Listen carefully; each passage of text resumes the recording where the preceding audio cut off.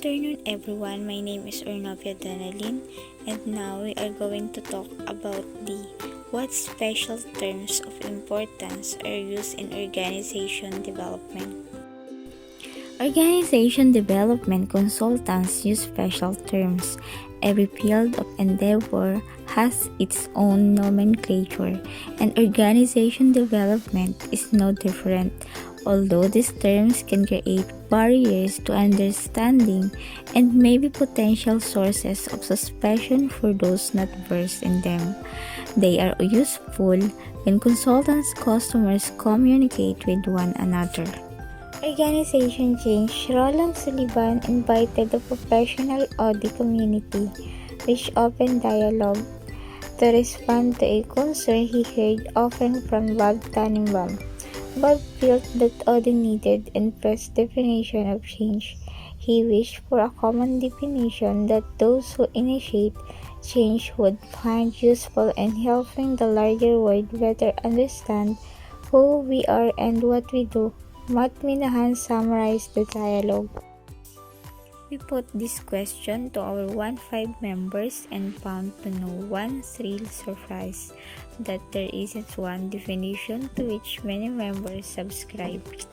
There were discussion of change for what reasons, with which values, and the service of whom, of what skill, whether it has to be proactive or could be reactive, whether it should be lead, manage, and even whether our field should just use the existing definition for simplicity and clarity, integrating the best everything that was offered. We could say the organization change is the process of learning and behaving differently in order to achieve new and better outcomes by reordering the system structures that drive behavior.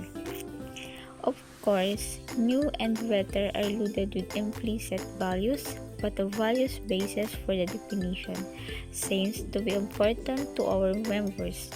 Other variables that came up in the list discussion included the beliefs that we and our client organizations hold about the world and change and how we organize those beliefs. The fit between our capability, willingness to change, and the other challenges, danger, or opportunity that confronts us.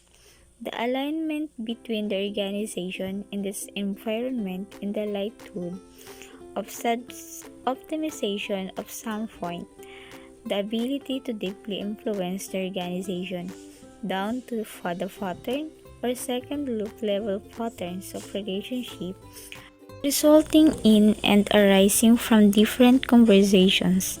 Finally, there was an interesting conversation about the difference between managing change as reacting to the environment versus leading change as anticipating and influencing the environment. Next is what is alpha change. Implies constant progress, a shift from a pre-change state to a post-change stage, in which variables and measurement remain constant. It is sometimes associated with incremental change. This difference of alpha and beta change. According to beta change implies variables progress, a shift from a pre-change state to a post-change state, in which variables and measurement methods themselves change. For example, as the members of organization participation in change effort, they become aware of emerging issues that were unknown to them at the outset. The member changes their vision of what should be and there be alter the course of the change effort itself. And now let's proceed to the gamma change implies. In addition to beta change, a radical shift from what was originally defined as a pre-change state and the post-change stage.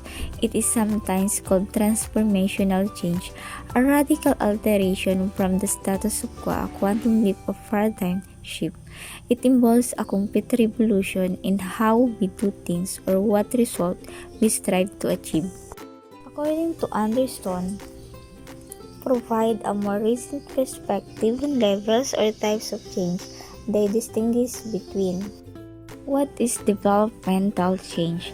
It represents the improvement of an existing skill, method, performance standard, or condition that for some reason does not measure up to current or future needs.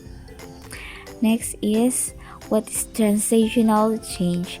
Rather than simply improve, what is transitional?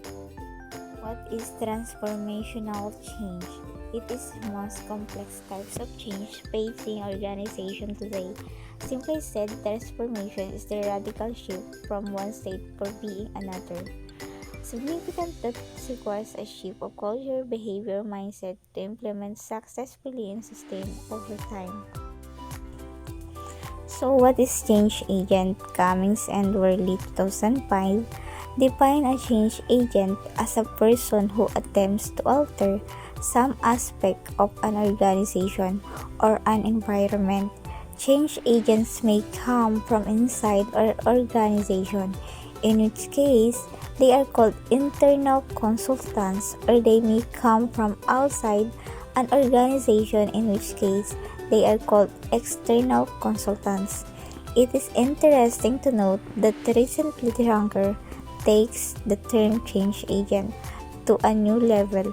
As the classic definition above states, traditionally we have heard the phrase used to define a person, but management pundit Ranker challenges us now to see the organization as change agent. Next is, what is client? The client is the organization, group, or individual whose interest the change agent primarily serves. Although consultants often think of the client as the one who authorized the change effort and pays their bills, they are not always certain whose purposes are to be served. For this reason, a key question for any audit consultant to consider is, who is the client? Barney, 1977. On occasion, the client may not be the one who originally sponsored or participated in the change effort. Next is culture.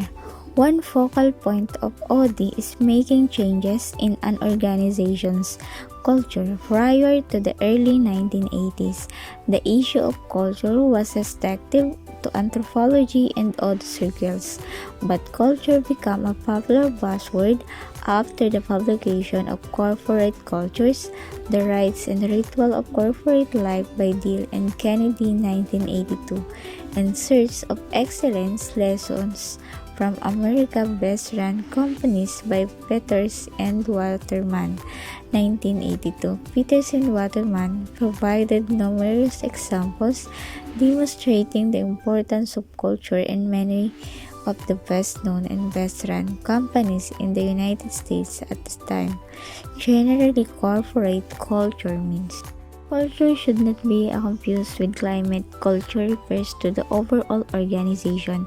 Climate refers more specifically to how things are done in a local team, department, or site. Let's proceed to the intervention. In the nomenclature of OD, an intervention is a change effort or a change process. It implies an intentional entry into an ongoing system. Cummings and Worley 2005 define intervention as any action of the part of a change agent. Intervention carries implication that the action is planned, deliberate, presumably, and functional. Many people suggest that an OD intervention requires valid information, free choice, and high degree of ownership in the course of action by the client system.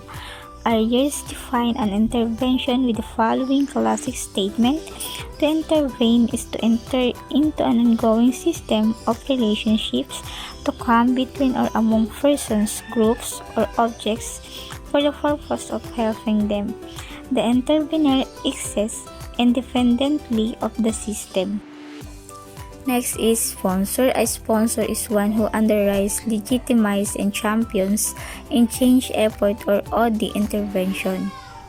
Next is stakeholder. A stakeholder is anyone who has a stake in an OD intervention. The stakeholders may be customers, suppliers, distributors, employees, and government regulators.